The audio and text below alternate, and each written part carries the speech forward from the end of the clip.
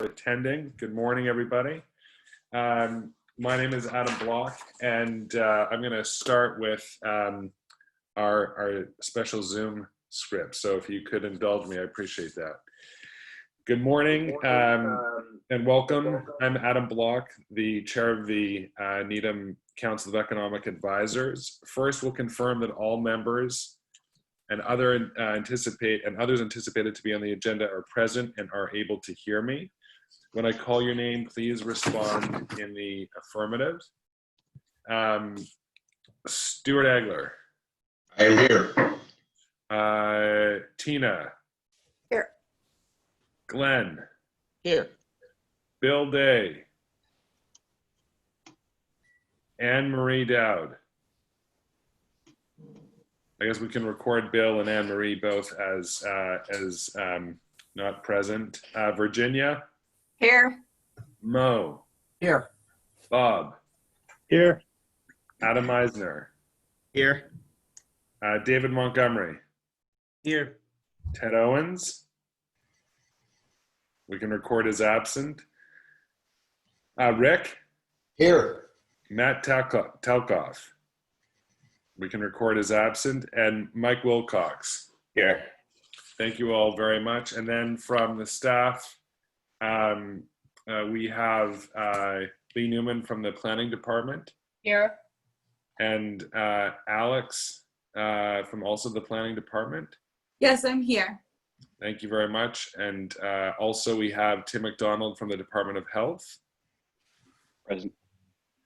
And Greg Riedman from the Chamber. Morning. Very good. Thank you all very much. And Clay, thank you for IT. David, go ahead. If you want to record it, we also have Rick Merson on the line as an attendee. Oh, I appreciate that. I did not see that. Thank you very much. So we'll record Rick as an attendee. Thank you very much, David. So I'll continue. This open meeting of the Needham Council of Economic Advisors is being conducted remotely, excuse me, consistent with current state regulations, and is being recorded. It is being convened through the Zoom application as posted on the town's website, which spells out how the public may gain access. Some attendees are here via that video conference. Public access does not ensure that there will be public participation unless required by law. This particular meeting will not have public comment. Please also be aware that others may be able to see you. Anything that you share or state will be captured by the recording and become a matter of public record. All supporting materials for this meeting, including the agenda, are available on the town's website, needhamma.gov, unless otherwise noted. Some ground rules. The ground rules for this meeting are designed to allow for an accurate public record. I will introduce each of the speakers on our agenda. After they conclude the remarks, each board member will be asked by name for any comment, questions, or motions. For all of us, please mute your phone or device when you are not speaking. Please speak clearly and in a way that helps assure accurate minutes. Please wait until recognized by name, and please also state your name before speaking. So with, and then any votes will be taken by roll call. So a couple of other people that I would like to acknowledge for the record as present for the council itself, Matt Telkoff. Can you hear us, Matt? Can you say hello? Hello, everyone. I can hear you. Hi, Adam. Hi, everyone. Very good. Thanks a lot, Matt. And then also for the town manager's office, Katie King. Morning, everyone. Good morning. Thank you very much. So thank you all for attending this morning. Tim, would you be able to start and let us know how the Commonwealth is doing, perhaps Norfolk County and Needham in particular, and where you see some of the trends, both positive and some challenging trends? Sure. So I think people have probably been following the news and know that around the country, the situation with coronavirus is quite complicated, that there are a number of states that are peaking rapidly, and that the total case volume in the US is actually at its highest point ever. In Massachusetts, it's a different story. Actually, Massachusetts and most of the Northeast are at the low point right now. Their cases are still going down. Yesterday was the first day that Massachusetts has not recorded a death from COVID in quite a long time. That's a real positive thing. All sort of the trends, including hospitalizations, ICU capacity, percent of tests that are positive, total number of cases, all of those have trended down over the past, essentially 6.5, almost, I guess, 8 weeks now. Governor Baker, has moved the state from phase 1 to phase 2, step 1 to phase 2, step 2. And preliminary indications are that phase 3 may begin July 6th. That's not a confirmed, but it seems likely, at least based on the data. Massachusetts decisions are really based on Massachusetts data and data from surrounding states. So I'm not sure that the situation in California and Arizona and Texas and Florida is going to influence Massachusetts, although from a public health perspective, I remain a little bit concerned because, for example, we've had a very small number of cases in Needham recently. A handful that we have had have been young people returning from vacation in Florida. That's actually been many of our cases in the last week. We've just had a small number, a handful, but that's a cause for concern. Obviously, what happens in Florida doesn't stay in Florida. In Needham, the number of deaths has slowed dramatically. Many of Needham's deaths, unfortunately, were in long-term care facilities, senior facilities. The rate of cases, with the exception of, I mentioned, a handful of people returning from sort of southern vacation hotspots, have been very low. So that's a real positive thing. And as this group knows, the town has been working to try to allow different businesses and sectors to return to normal, following state guidance and providing interpretations of how to safely return to sort of work or normal operations. Specifically, that's in the context often of restaurants, but also pools and camps and sort of other maybe typical summer activities, which will occur, but will occur in a very different form than in past years. Needham itself, with town government, has, as I think most people know, has been open now since the beginning of June on a by appointment basis, with reduced staff, about 25 to 30% of the office staff in place. With the transition to phase 2, step 2, the town has not automatically gone to the 50% in town buildings, although some departments are starting to ramp up if they can do so safely, to approach more of that 50% staff capacity. Right now, buildings are still by appointment. So you have to call up. There's no walk-ins allowed right now. I think that's a decent overview, but I'm certainly happy to talk more about it. If you have questions, I'm happy to answer them.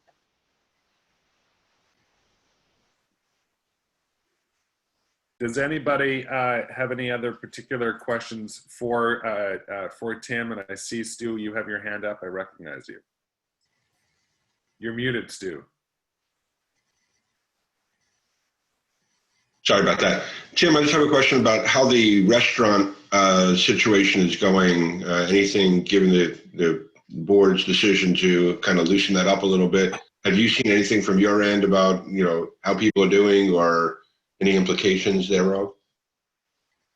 Sure. I think, what I would say at the top is that Needham has a very committed core of restaurant owners who are very attentive to detail and follow the regulations. I think, one of the challenges, of course, as you get into the hot summer is that especially sort of line cooks are in a very challenging situation of trying to wear masks indoors while, working over a hot grill. And the hot grill is hot in the winter, but it's even hotter in the summer.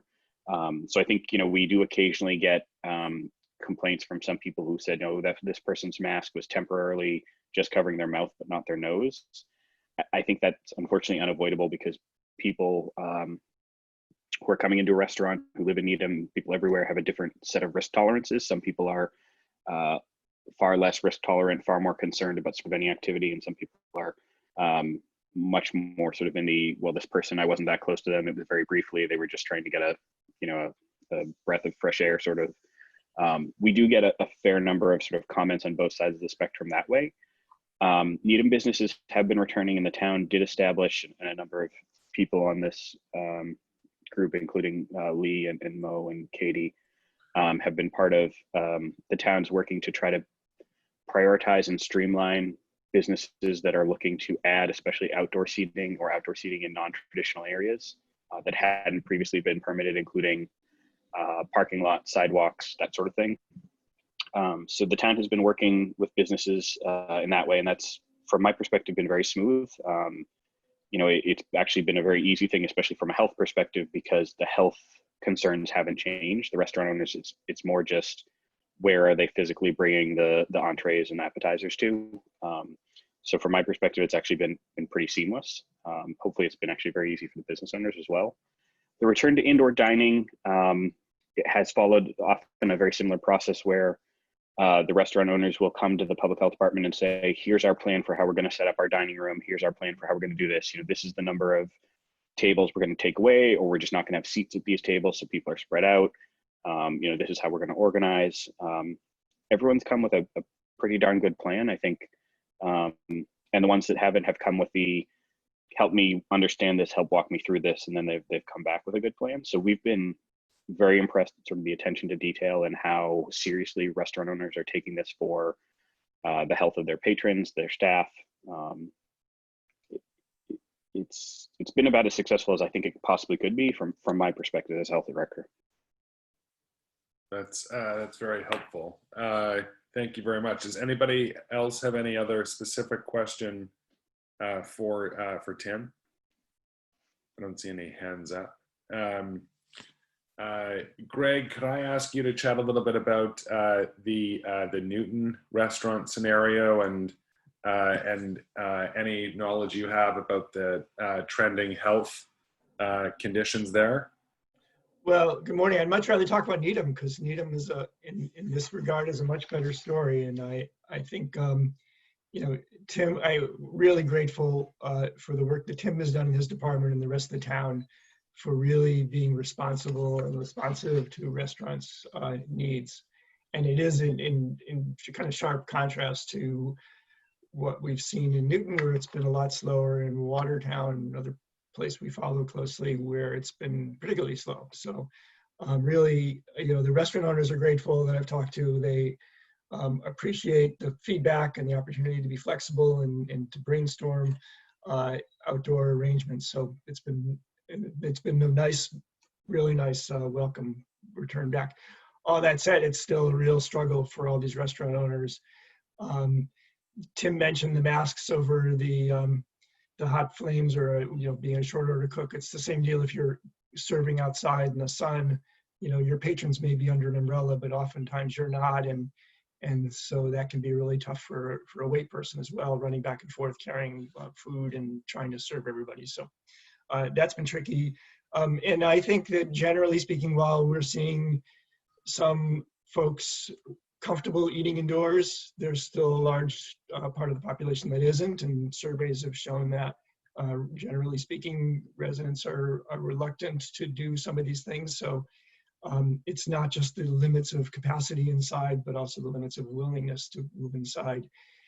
And then you get a week like this where the weather is not so great. So it's tough for restaurateurs. It's either, you know, a rainy week is going to be tough, and a really, really hot week is going to be really tough. And we can expect certainly, you know, both this summer. And I think, you know, restaurateurs are looking really as outdoors being part of their ability to survive, not just through August, but into, you know, September, October, maybe even November, potentially. I think it's going to be a really important part of the equation for them. So, and Tim also mentioned we are waiting to see if there will be an announcement about phase 3.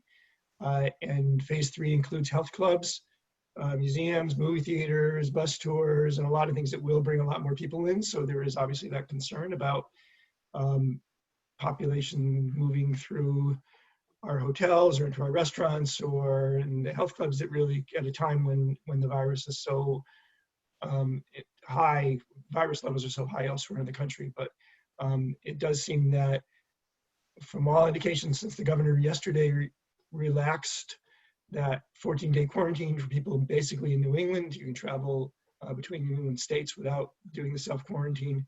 That feels to me like a precursor to an announcement that could happen either today or tomorrow, allowing phase 3 to start as early as Monday. We don't know that, but that seems to be the way he's kind of responded to these things. So,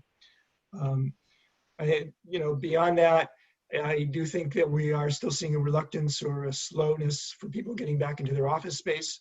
Again, a lot of concerns, and that the challenge if you're a small business in an office space is you may have some control over what is happening inside your building in terms of how you inside your office spaces you clean, but you're not as sure what's happening outside the doors of your office. And certainly your landlords, responsible landlords, will help you and communicate with you on that.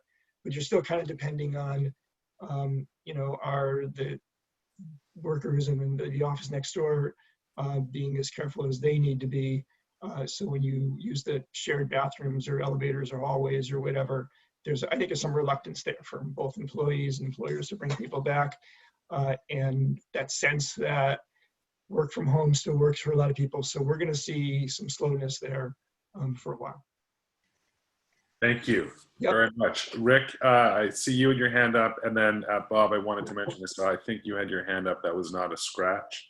So I'll come to you, Bob, in a second, but first to Rick. And maybe this is looking for the silver lining a little bit, but I know in Needham in particular, July and August historically have been very, very slow months for the restaurants.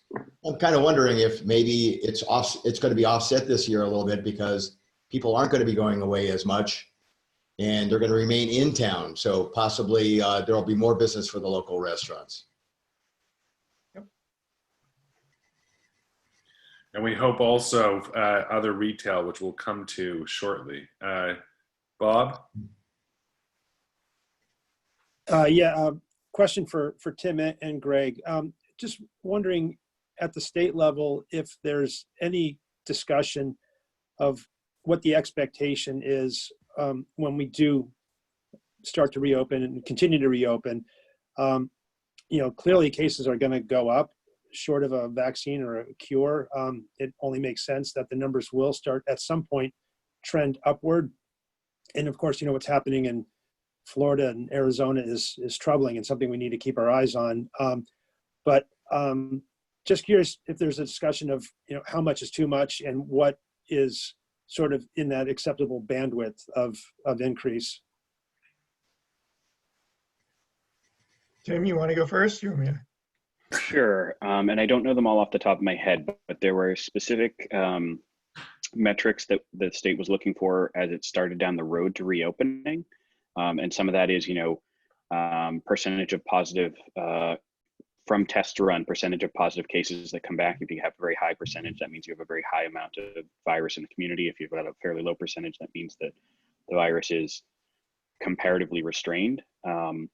Hospitals that are using surge capacity, so operating above their traditional bed capacity, hospital usage of ICU capacity. So is the ICU, 50% full, 100% full?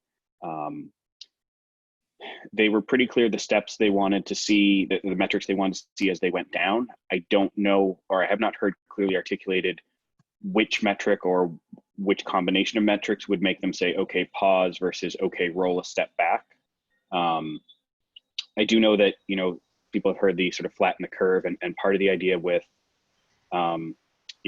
stay-at-home orders is fewer people out means fewer people interacting. So when you're doing contact tracing, it's a simpler process, and we have the possibility of being able to successfully call all of your contacts as potentially an affected person and inform them, have them get tested, have them isolate.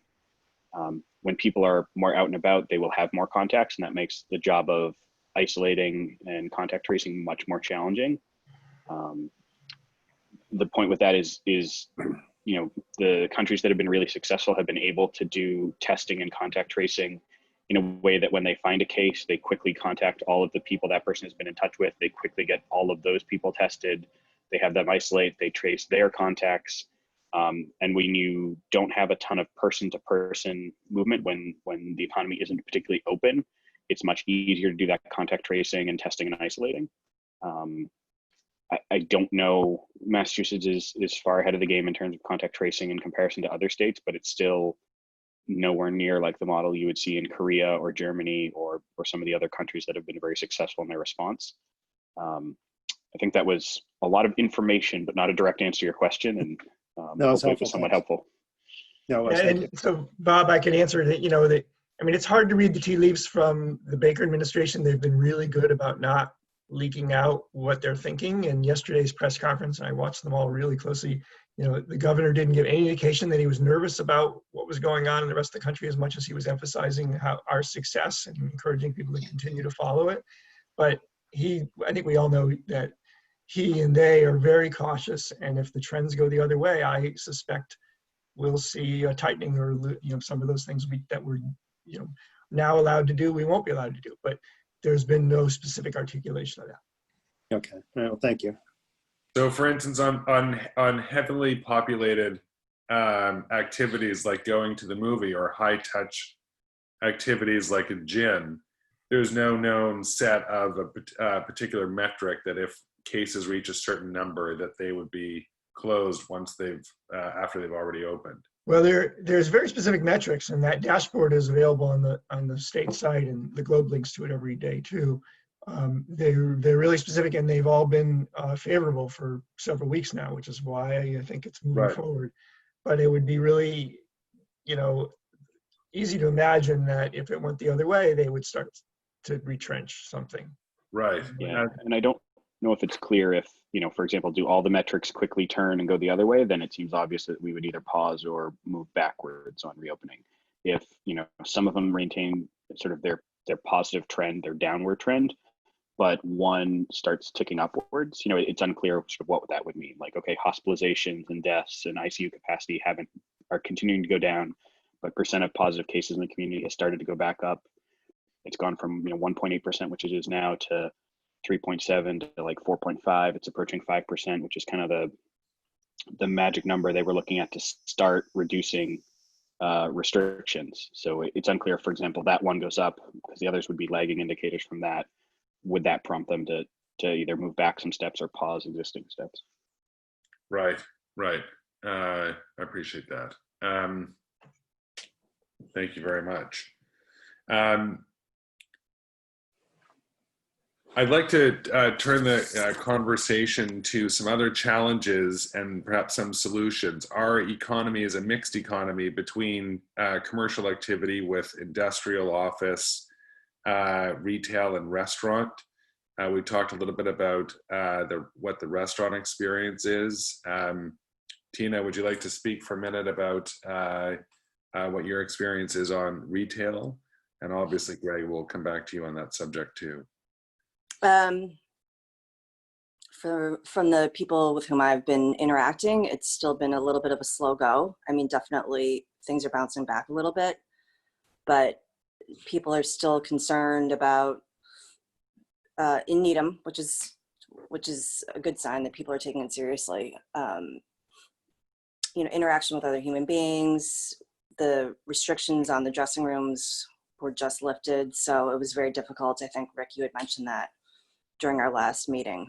It was difficult for people to operate in a clothing store capacity because you can't really have people try things on.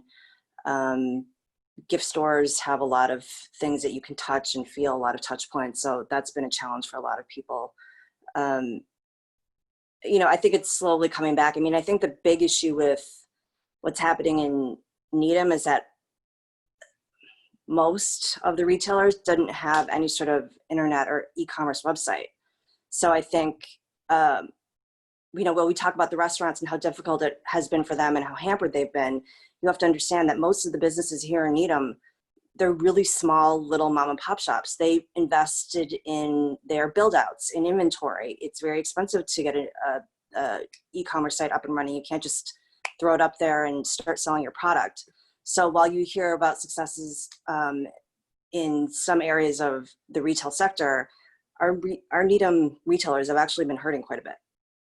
I can tell you, because I'm on that block, that I've been getting a lot of feedback about the bump out in front of Sweet Basil. There was think we had a phone call, an initial phone call about suggestions on how to help Sweet Basil and Latino with their outdoor seating. I don't think we ever really came to a resolution, and then the bump out went out, and most of the retailers on my side have come to complain to me about the fact that they weren't really, there was no input given from them. The parking ramifications, UPS is irritated because now it's free parking. So, you know, people are going to take advantage of those spots. It's kind of, last week was kind of I had a lot of voices in my ear trying to figure out how we could mitigate what was happening across the street. And we get it. We understand, you know, the retailers, they don't want the restaurants to fail. They don't want the restaurants to do badly, but I can tell you that on our block, the retailers are struggling quite a bit. And I think we'll still continue to struggle until people start to come back. And this is in general, a slow time for retail because we're off season right now. So there's like a culmination of, you know, things happening that July and August are very, very difficult for retail in general, not just retail in Needham, because people take off for the summer. It's just the cycle of the business. Mo? Mo? You're muted, Mo. Yes, I am. Tina, a couple questions. First of all, will you make Sandy Sincata aware if there are any acute parking situations that we should address? I told those guys, I told everybody, you know, if you're starting to see some situations or the Three Crown Jewelry, which is the jewelry store down the street, a couple of elderly people had complained because there was no place for them to park because of the spots across the street were taken. So that means that those spots, you know, people were parking on our side. I told everybody to take sort of a tally of what was going on. And if we can, you know, over the next week or two, if it was starting to become a real problem, then I would let you guys know. Okay. Secondly, do you think it would help if we reduce the free parking time from 2 hours to? I think that people just sort of take advantage of it. I mean, I haven't seen any, it's only been up for a few days. I haven't really seen anybody monitoring it. I just think free parking is free parking and people like to take advantage of it. I don't know how, if you reduced it by an hour, if that's really going to make a difference. Well, the purpose of the free parking was to help the businesses. So if it's not helping the businesses, let us know and let us know what we should do to help. You know, people that work above us or people like to take, you know, they just take, that's what they do. They take advantage of the spots. So maybe if we ticketed? I think there needs to be some sort of monitoring on those spots. Yeah. All right. So I'll follow up on that. Okay. All right. Thank you for letting us know, Tina. Greg, I saw you with your hand up. Yeah, Mo, I just want to say, you know, there's a school of thought that free parking doesn't necessarily help businesses for the reason that Tina's talking about, which is people monopolize spaces. Right. I think it would not be a matter of reducing the hour, but enforcement would make a huge difference. So if people really had to leave, know they had only 2 hours and really knew they had to move or they would get a ticket, that would really move the needle on that. Right. And, you know, I think 2 hours is good because it does mean you can have a meal and it might take an hour in a restaurant and 15 minutes, you know, and then you'd want that person to have enough time to go hit a store or two. Yeah, so we don't want employees storing their cars on the street, I think. Right. I think it's the enforcement is the key. Yeah, no, I get that. I like what they do in Concord. Have you been to Concord downtown?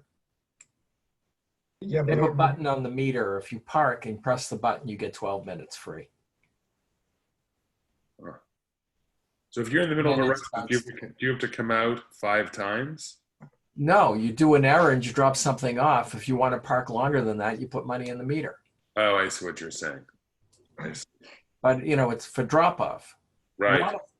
I mean, ideally, you would want the parking in front of stores to be very cheap for a very short time and then get very expensive for any time beyond a short time. There are ways to do that. We don't have those kind of meters, though.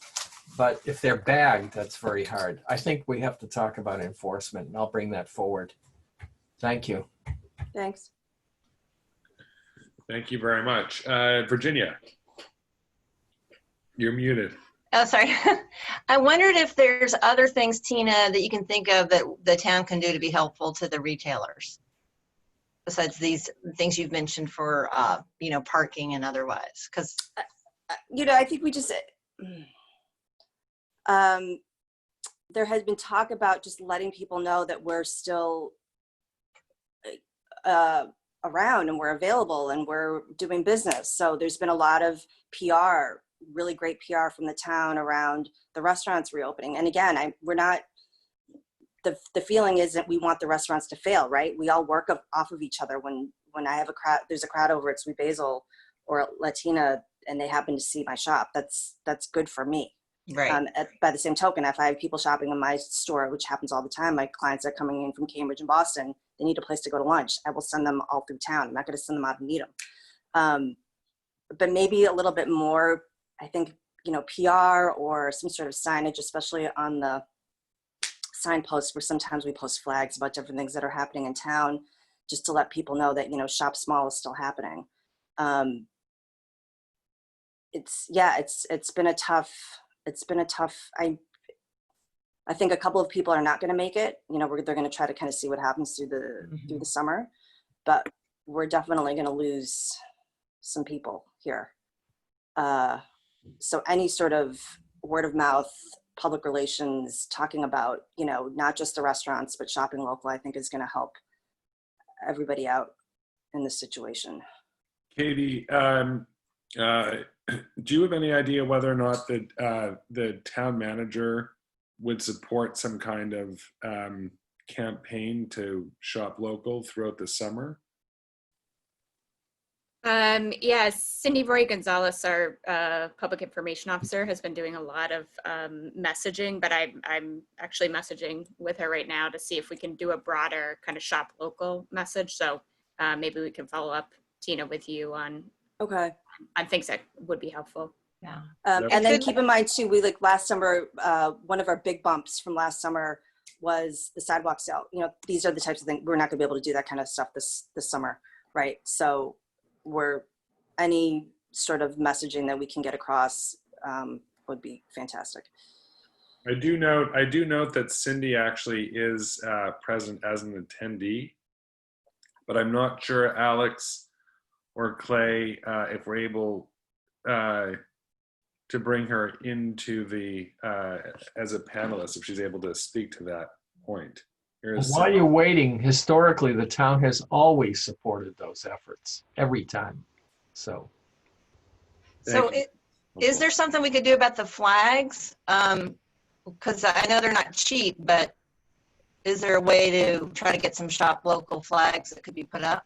You mean on the poles, right? The light poles? I mean, it looks like they're equipped for those types of banners, right? So they may even exist. I think we should talk to Paul Good. I think there may have been a campaign before. Oh.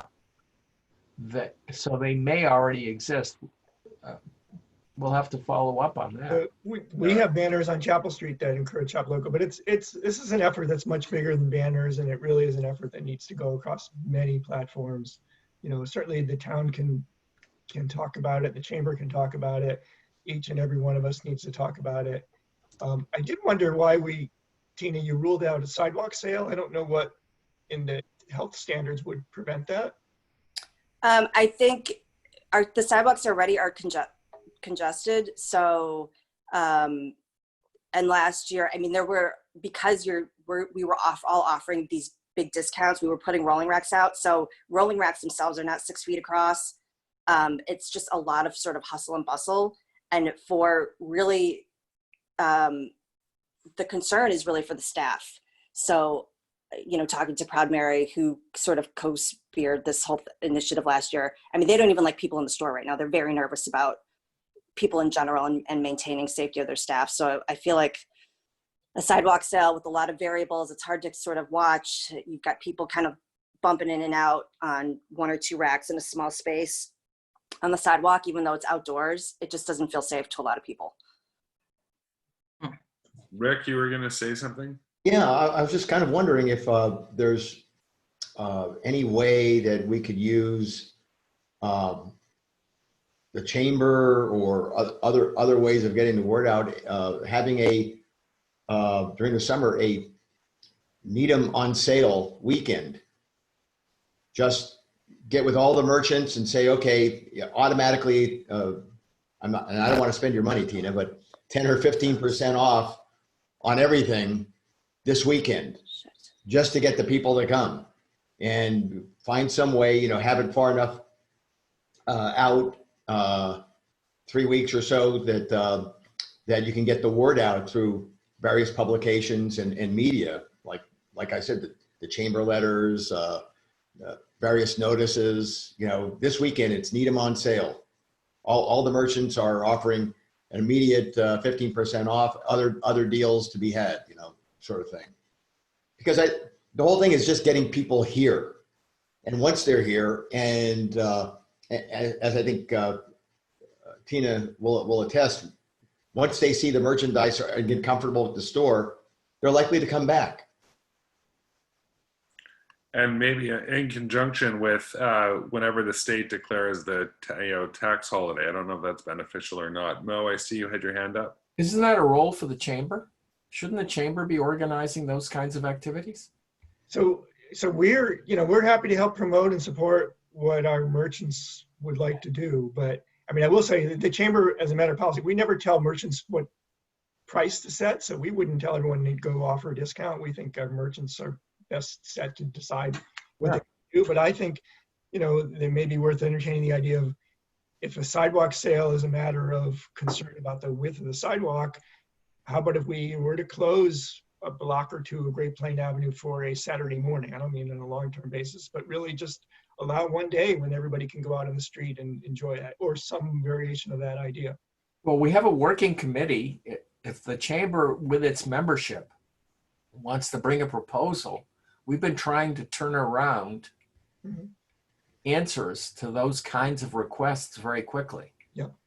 So if the chamber and its membership want to do some sort of a sidewalk event, we can discuss it. And if there's any way to do it, we'll bend over backwards. I mean, that's what we've been doing with the restaurants. And we're certainly interested in doing that for the businesses. And Greg, couldn't you pass this idea by all the merchants that are part of the chamber, saying this is an idea? Would you want to participate in a across the board 10, 15% automatic sale during the Newton Needham sale weekend?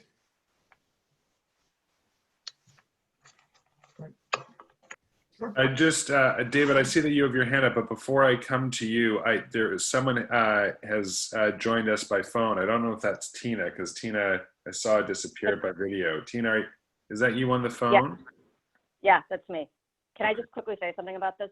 Yes, please. I do think it's a good idea, but really, I'm telling you from the conversations I've been having with people, they're nervous about they're just nervous about social distancing on something like that. So, with the restaurant, it's easy. You can spread tables apart from each other. You're not running into people. So, and last year the sidewalk sale was very successful. So, logistically, we would have to figure out how you're going to keep people apart from each other while they're shopping racks that are outside on a narrow sidewalk. If everyone is wearing masks, I mean, that's the point of having the mask. So if you can't be more than 6 feet apart, you're wearing masks. So yeah. It really should be both, though.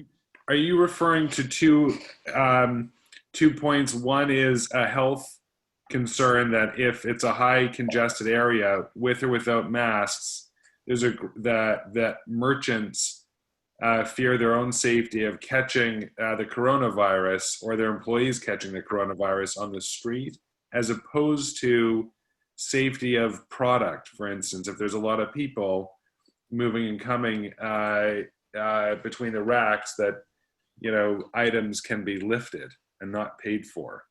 I think right now the feeling is among merchants that with whom I've been talking, we have a little group, that they're concerned for themselves and for the safety of their staff. So there needs to be some kind of discussion about how to make it a little easier or a little It's not a safer. discussion, it's got to be a pretty solid plan so that, something is followed, it's very clear, this is the protocol that needs to be followed. This is what you need to, this is how you need to train your staff on a situation like this, and make sure that, as I said, people are nervous about just having them come into a space, right? Even though we're limiting the space to 2 or 3 people, and everybody has their plexiglass up and masks and hand sanitizer at the front of the shop. So it just has to make sense for the merchants. We're Tina, this is- taking it as seriously as the restaurants. So it's, we want to make sure that not only do we stay safe, but also the community stays safe. It would seem that the difference with the restaurants is because people are eating and they can't wear masks while they're seated, they need to have the table 6 feet apart. But if Why you're don't we let Tim respond to this? So, Tina, first of all, my staff I would be happy to talk to you or any of the other businesses about, sort of steps they can take to keep themselves and their staff safe and sort of go over plans if that's helpful. I'd be very happy to do that. I think, Richard, to your point, we're usually looking for both. Face coverings aren't a substitute for distance. They really aren't. So we're looking for at least 6 feet and face coverings in sort of the abundance of caution way. There is a way to probably do a farmer's market. It might resemble what we have a sidewalk sale might resemble what we have in place for farmers markets. However, the farmers market has a great plan and I think it's incredibly safe. I worry that it because farmers markets are sort of designed for you to sort of browse and meander and leisurely sort of look at the different produce. This year's setup doesn't allow for that. So I do have some questions on if the sidewalk sale would be as successful if sort of the answer is you can't browse, you have to move really quickly and there's time slots for you to get in, which is sort of how we have farmers markets right now. Greg, have you, what have you been experiencing with other merchants and other geographies that you're following? Well, I think Tina's point's right on. Some people are fine with a face mask and some people are fine with plexiglass and some people are not. And the only thing is that, even some restaurants have not allowed diners inside because they've decided they're not yet ready and comfortable with it. They really have to respect the owners here. So the idea, whether it is a sidewalk sale or something else, it just may be that people are not ready for it. It also could be that we take that and plan it and we do it in August, say, because it takes 2 months to plan it. And by August, the health data changes so much that the plan has to be scrapped. I think really, I would recommend that really our shop local focus be on shopping local each and every day, as opposed to trying to depend on one weekend where you're subject to health data changes, weather changes or whatever, and the nervousness people have of having it overly crowded on one particular Saturday. If really, that's what Tina says, I respect that. I would think we really ought to be focusing on how to encourage people to visit our merchants each and every day instead of calling Amazon, instead of doing whatever else they do. Thank you. David, you had your hand up. Yeah, I was just going to respond to the question earlier about how we might focus efforts on getting word out about some of these things. And maybe I'm naive about this, but I have a appreciation for the changes that have been made in recent months on the town's website. I find it pretty much a lot easier to use than I used to, and I notice right now there are many stories that sort of tell us the latest developments about that as they relate to doing business or doing purchasing in Needham. And so I wonder if we could use something as simple as these those signs that you see outside the fire station 2 as you come into town, that just point you to something as simple as, for latest developments relating to COVID, and please go to this site. Then the site becomes the place where you put anything and everything, including how concerns about retail sales. I feel that what keeps me from going into the store is my own fear. It's not the price. If you discount it by 10%, 15%, that's not going to get me into the store. What's going to get me into the store is an explanation of how I can be safe. And I think that if we just sort of point people to the general knowledge and get a sense that it's informed by people like Tim, that's the obstacle we need to crossover. Thank you, Katie. Cindy has joined us, but she's just on video, so she couldn't get your attention. But I'm going to ask her to chime in just in response. Thank you very much, Katie, and thank you, Cindy. I was going to ask you. Go ahead, Yes. Cindy. Thank you. So I was not prepared to be physically present on this call, so I'm not going to join by video. But so I'm happy to help promote the fact that in addition to our restaurants, our retailers are open and operating. I would like to have an offline conversation with Tina and any of the other merchants, because it sounds like the messaging is a little bit complicated if retailers are nervous about having people in their stores. And so I think we need to just be mindful of how we promote the fact that they're open. But we do have, as you probably know, in addition to the regular town website, we created a Reopening Needham website that is a perfect place to list the businesses that are open and operating. And so Tina, maybe you and I could set up a time to talk further about the actual messaging and the tools that we use to get the word out. Okay, that sounds good.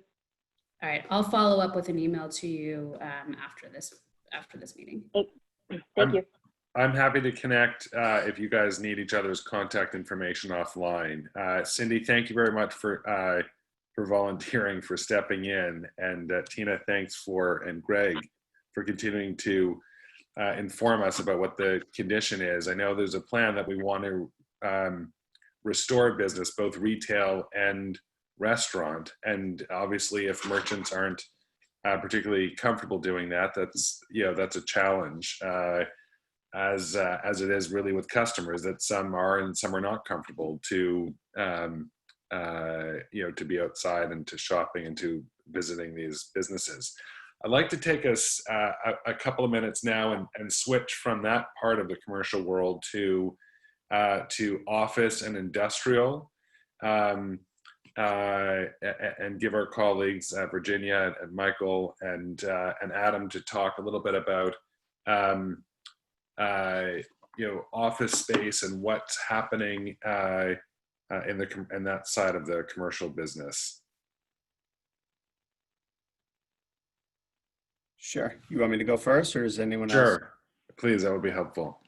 So the last, month or so, I'd say we've seen quite a significant pickup in terms of email, call volume, and now touring as well. It seems like basically at least 4 out of 5 days we're on the road, or I'm on the road and doing showings or whatever, and walking people through buildings. And now it's a lot of them are moving towards getting to the proposal stage, requesting proposals, and actually negotiating them, and moving forward with the leases. There's a few different groups out there. Basically, there's the ones that have leases that are expiring in the very near future, meaning in the next, call it 6 months or so, that have been really kicking the can on doing something. And now they're finally running out of time where they actually have to either renew or relocate, because otherwise their lease is going to expire. It's going to cause other issues. Additionally, there's some businesses that may not have a lease expiring just in the next 6 months, let's say, but they're starting to work on early extensions, even if they're, let's say, 18 or 24 months out.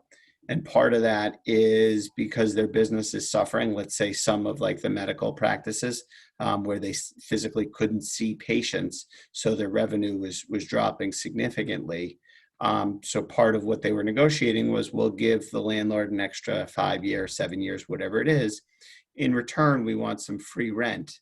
But instead of waiting another 18 months or so until the new lease starts, we're going to apply that free rent to the current term to help them out, which we just finished a deal in Brookline with Stewart Healthcare that did that. They extended by 5 years, and we gave them, I think it was 4 months, might have been 5 months of free rent now to help them, because it was more, it wasn't yeah, it was a lot of like cosmetic and, you know, selective type like dermatology and stuff where people didn't necessarily need to get in there today.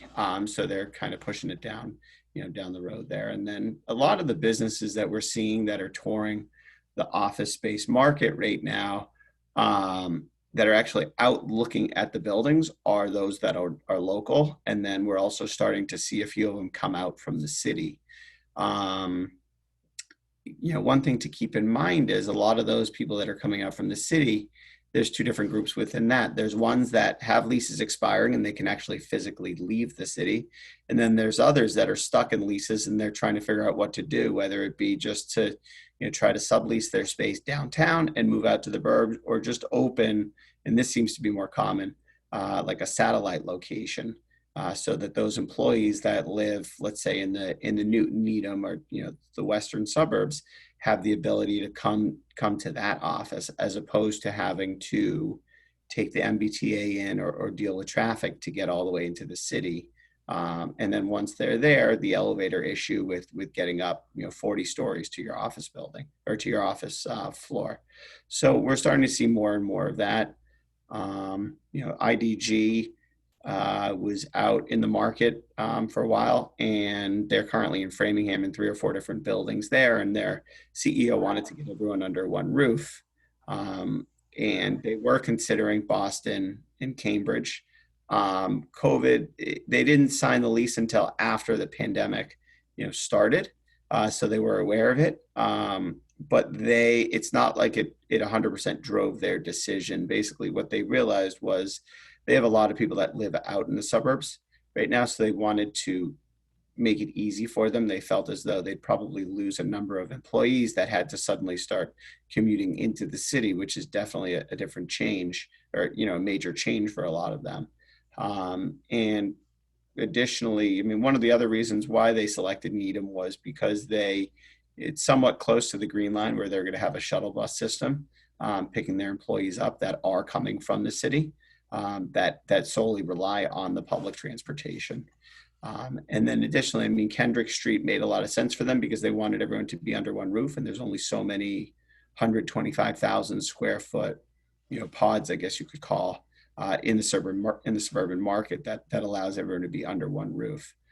So that really helped, and it seemed like it made a lot of sense for them. Rather than staying in their buildings in Framingham, where I think they were there for something like 40 years or something like that. So, Adam, in the case of IDG, are they, if I remember correctly, are they moving into that space after January 2021, or as a result of the coronavirus, are they looking to modify that plan and move earlier or later? I don't know is the short answer to that. I reached out to the broker that helped them with it, and he said that all inquiries need to be directed to IDG directly at their request. Mm-hmm. But I mean, I think they were actually more like so their various leases in Framingham there expire at different times. So I think there are 3 or 4 different expiration dates. So it'll kind of be like a phased move. They'll be completely out of Framingham by mid 2021. So my guess is they're probably not going to be moving everybody at the same time anyway. So there was this concept, perhaps a myth, that a number of businesses, commercial activity, office tenants are flooding or are leaving the downtown urban areas en masse, which would create an immediate demand for greater Boston commercial office space. Have you found that to be the case? So, there's a lot of, rumors out there, I guess you could say. But if you think about it, a lot of these businesses that are anywhere that have leases, they can't just cancel their leases, right? They have 3, 5, 7 years left, depending on, how long of a term they sign. And that's an obligation. It's a legal obligation, and there's no way, out of it unless they have a termination clause in there, or they dissolve the entity and everything, and file for bankruptcy and whatnot. But so a lot of them are kind of stuck with that. So you're not going to see all these tenants coming out of the city just because they want to do so. I mean, it's not like an apartment lease that goes year to year essentially. I mean, they're long-term commitments. So while I think Boston is certainly going to be impacted, you're not going to see the whole city move out to the suburbs, although you are starting to see some of them come out here to look at what their options are. And I think that'll be more common as they get closer to their lease expirations. I mean, I think the other thing though is we've been at this for 4 months now. A lot of business owners are looking at it, and it may not be a long enough period of time for them to justify a full moving their 100, 200, 300 employees out of the city, where they're probably, if they're taking that much space, they're going to have to sign a long-term commitment. The hope obviously is that we're going to have a vaccine soon. I don't think we're going to return anywhere to normal for another, call it 18 months or so. I think, from when the vaccine is released, but it's, I think some people just aren't sold on moving to the suburbs just yet, and, changing where, their employees have to commute to every day, because a lot of those that are downtown are, rely on the population that lives downtown because of where their proximity to the residential living and everything. So. Thank you. Mike, I saw you had your hand up first. Yeah, just to follow up on Adam's point, I mean, by the time that you do, basically negotiate a lease, build out space, effectuate a move, we're going to be well into that period of when maybe a vaccine would be available. But I think what you may see is if we're in a down cycle, companies don't feel the need to pay higher rents to be in Boston to attract talent because, it's going to be basically an employer's market in terms of finding talent. And we've seen this in the past. It's obviously been a long expansion that we've been on 10 years or so, but, that you may see more suburban demand just because prices are lower and, the C-suite lives in Needham, Newton, Weston, et cetera. And that was the old, the old marker. Where do you live? This is where the office is going to be. So and one thing I would just also say too, just to concur, our buildings are very quiet right now. I think most of the companies are basically looking towards Labor Day to make a decision as to when they're going to bring people back. Some of the more traditional businesses do have people back, finance, insurance, that sort of thing. But the tech market is definitely doing the WFH thing and find it very comfortable. We've done a number of short-term extensions. We had a couple of deals that were out to be signed. The tenants basically just decided they're not going to renew their lease and do the work from home. And I've had a number of conversations with tenants whose leases are not up very soon, but want to downsize. And, quite honestly, I think a little of it is knee-jerk in terms of, like, I was talking to a 10,000 square foot tenant that thinks it wants to go down to 2,000 square feet. And you just know, like, a year or 18 months into it, they're going to be like, oh, why do we take this little space? We need more space. So people are still feeling their way. If they do have a lease expiration date, a lot of them are looking just for a year extension where they can get better clarity on the situation. So is there,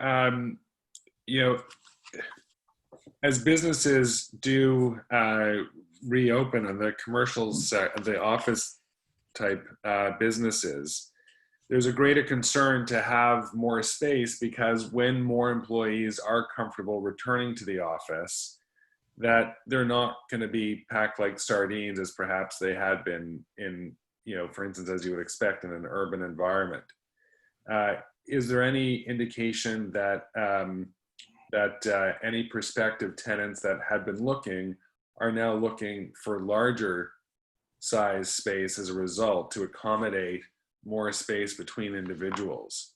Has anyone seen any or heard any? Again, I think that this is a short-term view, and quite honestly, companies are just going to cycle people in on a Monday, Wednesday, Friday schedule, and then put other people on Tuesday, Thursday. I don't think I'm seeing much of an appetite to take more space right now. Again, because the whole work from home concept is one that I think we're going to see play out in a way as to whether it's going to be a long-term implication as to how much space people are going to take because the workforce is at home.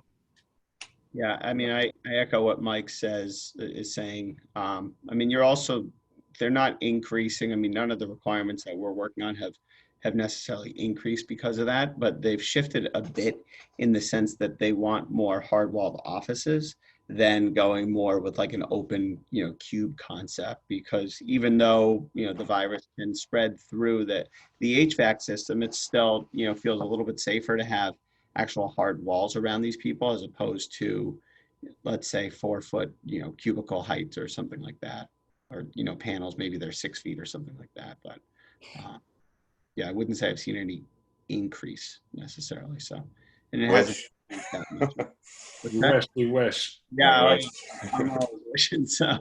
Rick, I saw you had your hand up, but I wasn't sure before that if Bob, you had your hand up, if you were swatting away a fly. No flies in here, no, but I'll let Rick go first. I respect my elders. Thank you, Bob.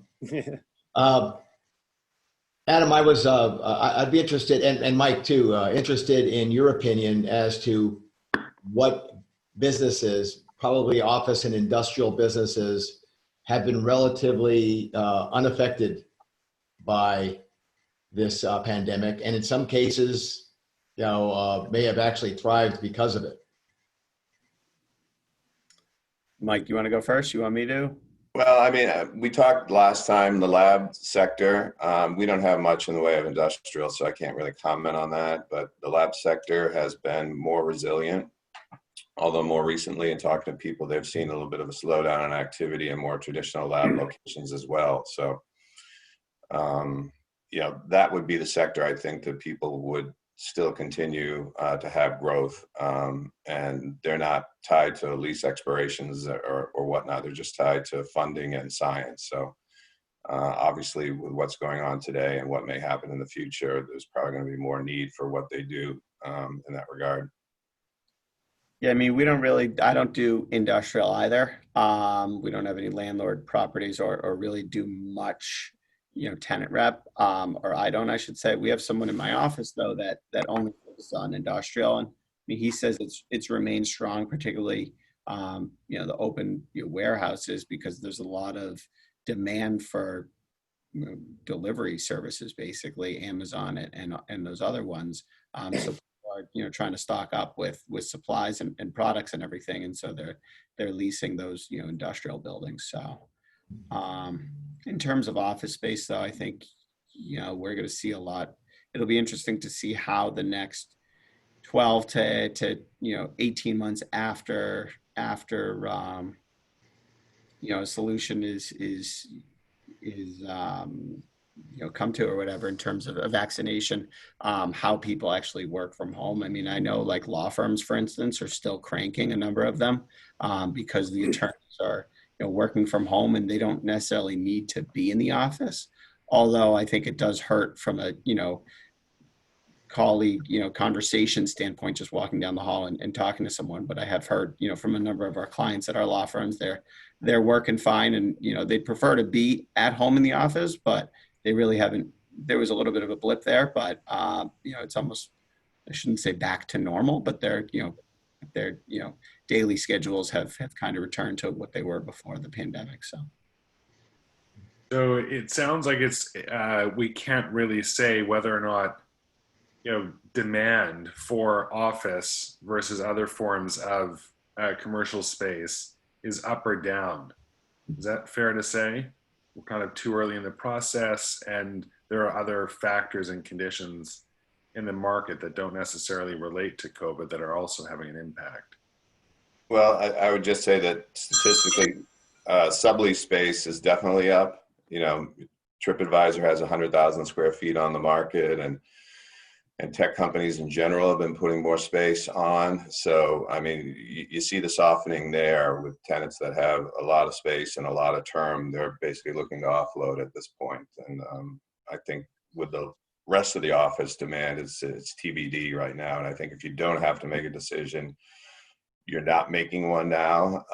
And if you do, a lot of them, it seems, are either going short, as I said, with short-term extensions, or looking to potentially downsize. Mike, Those are does it concern you that companies like TripAdvisor are putting space on the market, large blocks of space on the market for sublease? Because to me, that's an indication that they don't plan on coming back to that space.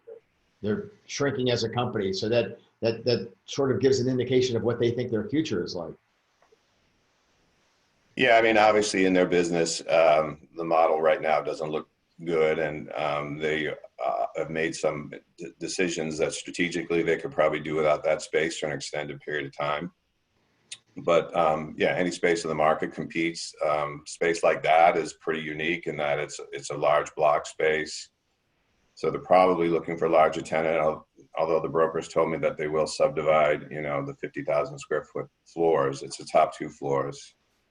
On the plus side, I think we talked about this before too. I mean, the cafe and the multi-tenant nature of that building, which has long been a silo in the park where you can't have any access to some of the amenities there, may, be something that is a benefit to the greater business community there.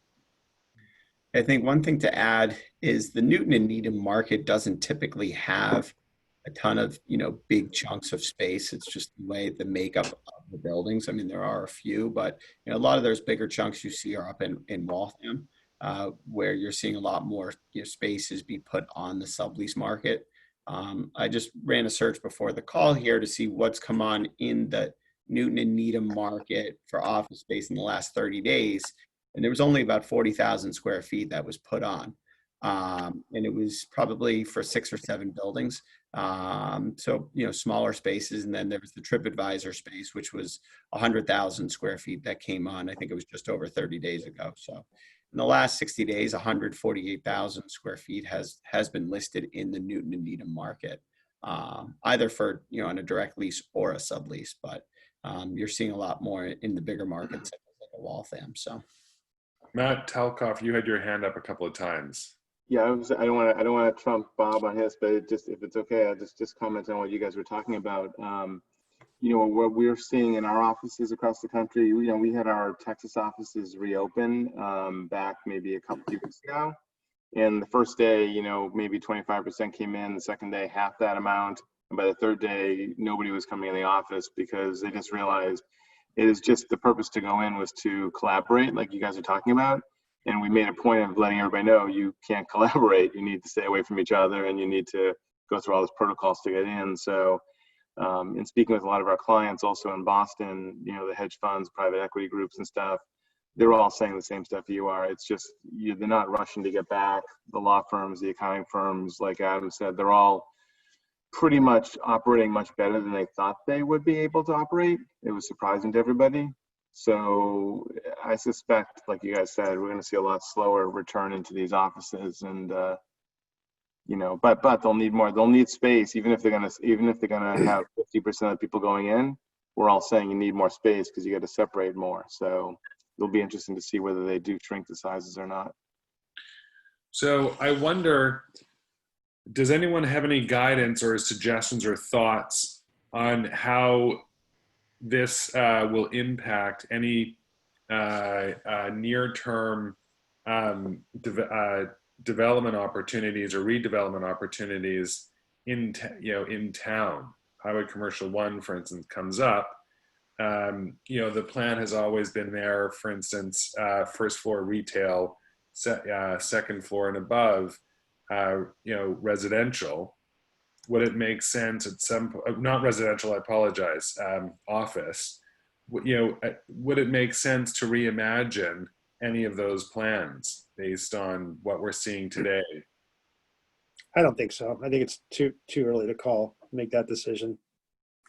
I think that zoning is looking for the next cycle, by the time it gets in place and financing and demand comes back. So, and as Bob says, probably too early to tell what that is going to look like. But I don't think the opportunity should still be worked on to create, the ability to revision that area and create some value.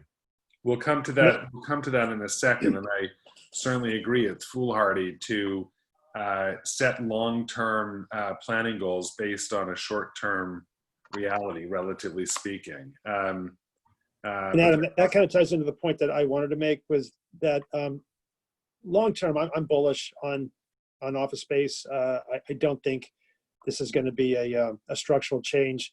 This is not the first time office space has been under attack. You know, back in 1990, when the internet was coming into prevalence, people were predicting the end of office space.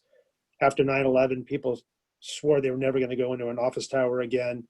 And each time it's rebounded stronger than ever. So I don't see this killing the office market. I think there's going to be opportunities, like in any crisis, there's going to be opportunities. I think it will bode well for the suburbs, certainly in the midterm.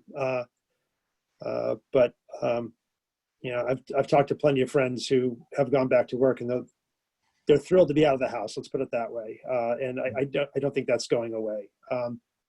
So there'll be changes, but I don't think it's going to.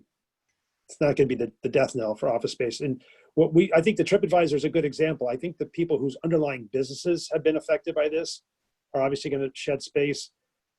I really wonder if the tenants who are working business as normal, if they're going to give up space. I've had plenty of tenants who have been working from home, obviously, but their businesses haven't been impacted, and you know they haven't indicated that this is going to markedly change the way they do business going forward. Thank you. That's helpful. Greg, you had your hand up. Yeah, just one, I need to go right after this, but one quick comment. What Bob said is exactly right. I think, to go back to your question though, Adam, while it shouldn't change plans to rezone, you may have an opportunity here, because I think the public is a little more business friendly at this moment. They may be a little more open to some ideas, realizing that there's an opportunity to support and grow and nurture our economic development. So you may have a political opportunity to talk about the need to think about these things that you didn't have before when things were going really well. And my apologies. Have a great day, everybody. We'll enjoy the 4th of July weekend. Thanks, Greg. Thank you very much, Greg. Appreciate that. Yes, Matt, go ahead. No, I was waving goodbye. David, were you waving goodbye as well, or did you have a comment? That's okay. So speaking about redevelopment, and in particular Highway Commercial 1, Lee, do you want to lead us through any updates? Sure. We are moving forward with Highway Commercial 1. The money was appropriated at town meeting to cover any planning study work that would be required. And we have a meeting actually of the working group set up for next week, on July 7th, which involves 2 members from the Board of Selectmen, 2 members from the Planning Board, and 2 members from the Finance Committee to kind of put together a program and a plan to move it forward with an anticipated zoning proposal coming in front of town meeting in May of 2021.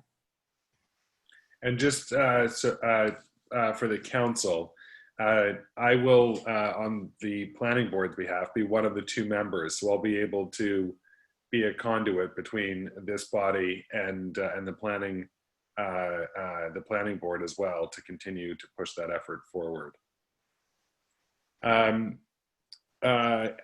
Lee, while you have the floor, are you able to update us on any permits issued? Sure. Well, actually, the planning board is actually meeting next week, Tuesday, and we have 2 public hearings on our agenda.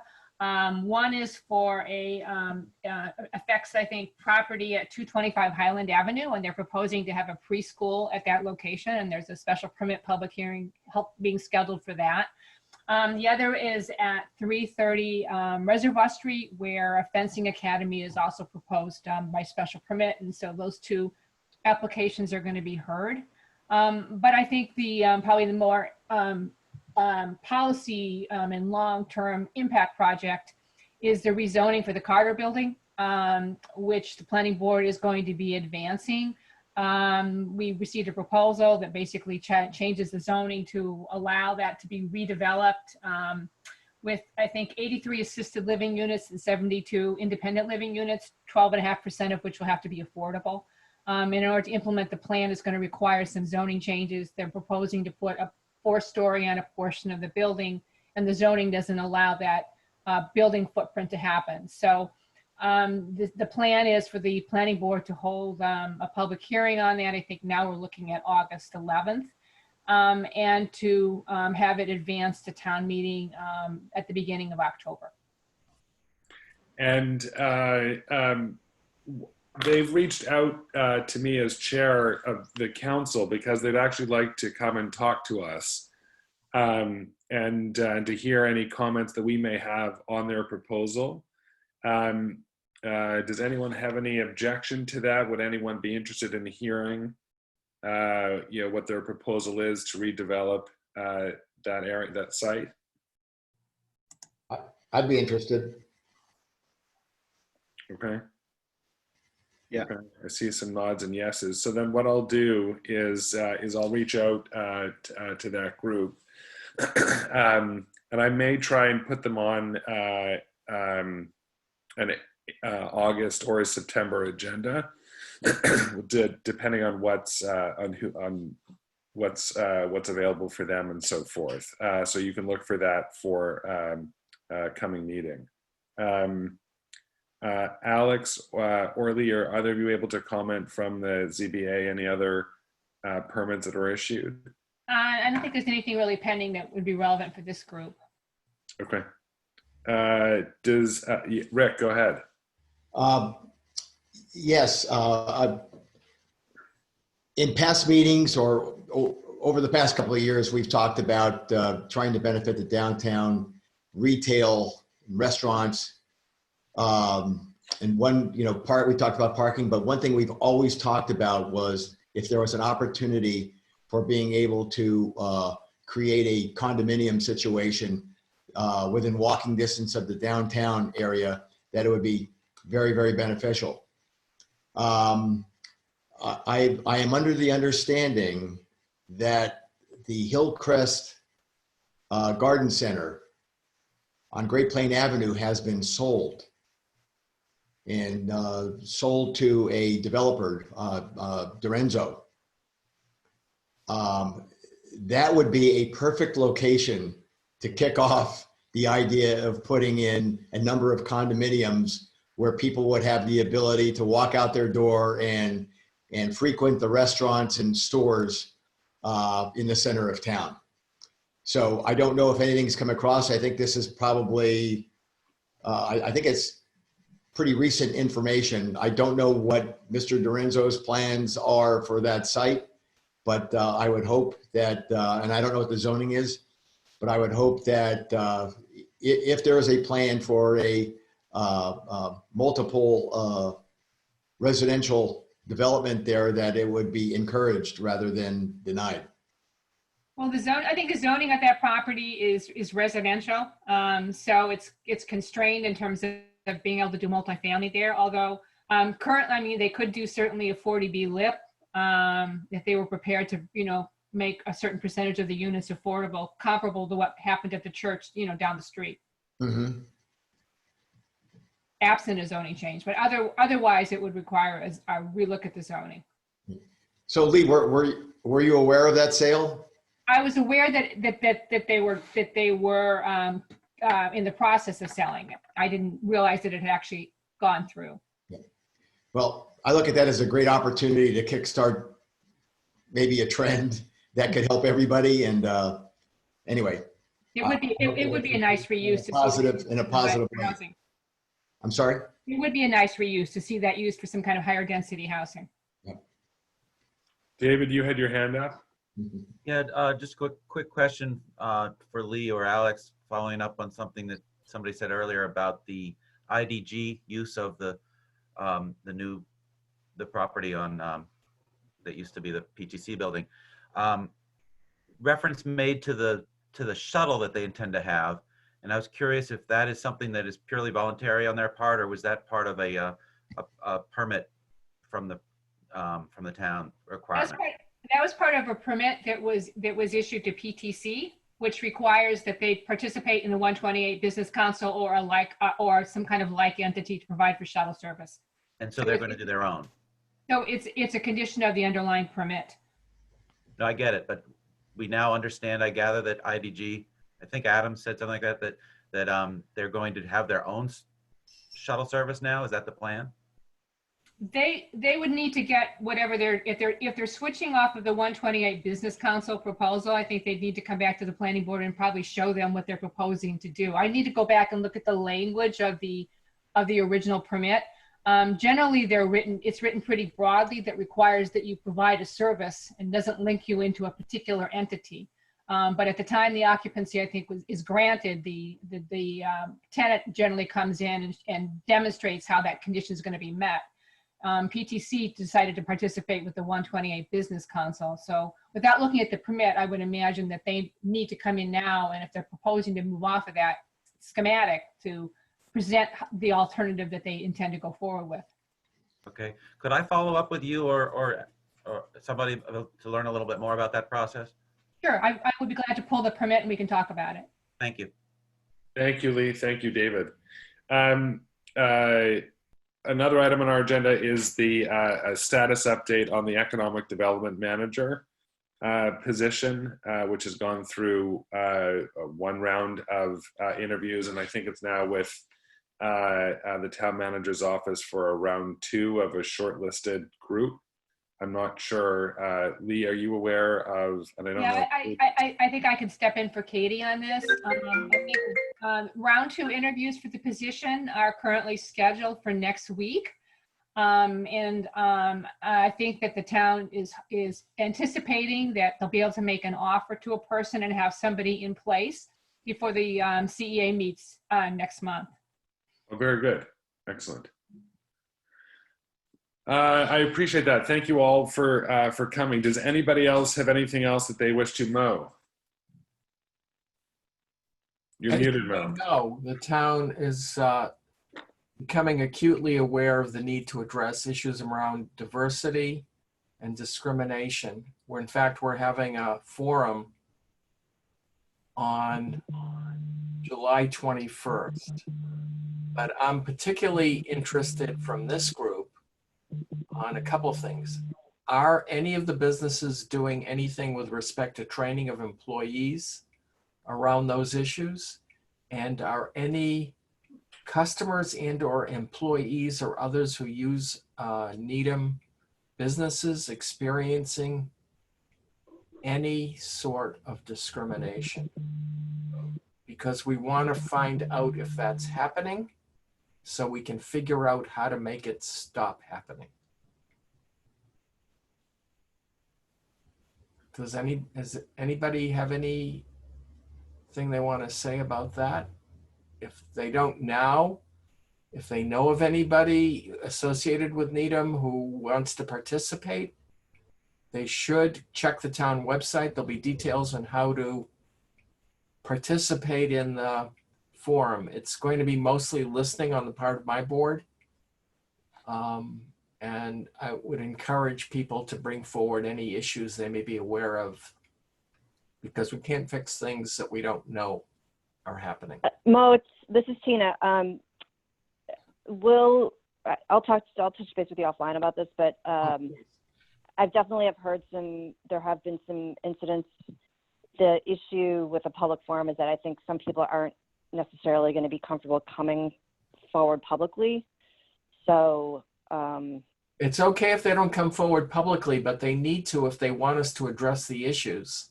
Yeah, I know. Come forward in some meaningful way so we can at least verify what's happening. Is there is there an alternative? Is there a way where yes, the town manager's office, and they can explain that this is confidential and have a discussion. We want to make sure we are identifying and addressing issues, 1, on an individual basis, but 2, on a policy basis. Right. But we need to verify that things are happening, and anecdotes are great, but we can't get our teeth into an anecdote. Go ahead, Glenn.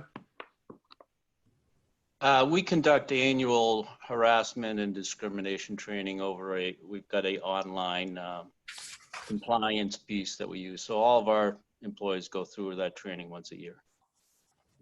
Thanks. Does anybody else have anything? And if anybody has any further things they want to discuss with respect to the issue I just described, I'm in the phone book. Please call me.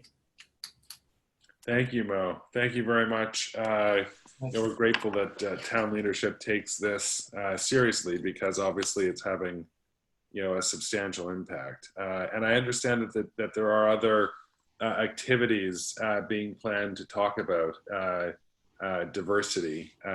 When is that summit? I remember offline we talked about. July 21st. Oh, the annual summit? Yes. That is in the late winter, early spring, I think. And then that's an annual event. Needham has been trying to do this for a long time, but I think we have missed a lot, because I think most of us don't really understand what the issues are, even though we want to. So that will be advertised. That would be on the town website as well when it happens. But the July 21st is a Zoom meeting. We're asking people to pre-register so we can monitor the room, as it were, and administer the call.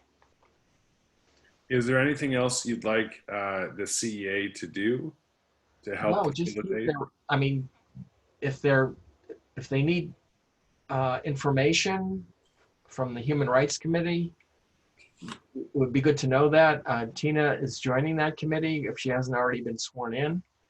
But we want to make sure that we have an effective effort to make sure that nothing that the town government can do is being overlooked with respect to discrimination and racism in our town. And I think we do have a lot to learn, and we're hoping that people will help educate us. Okay. If there's anything obviously that you'd like from the CEA's point of view to do, we're happy to do that, to step up. Thank you. Unless there's anything else, I don't see anyone else's hands up. I think I'd ask for a motion to adjourn. So move. Do I have a second? Second. Any discussion? Hearing none, then I'm going to call the roll. I'm going to jump to a different, I can do it here. Mo. Yes. Mike. Yes. Stu. Yes. Virginia.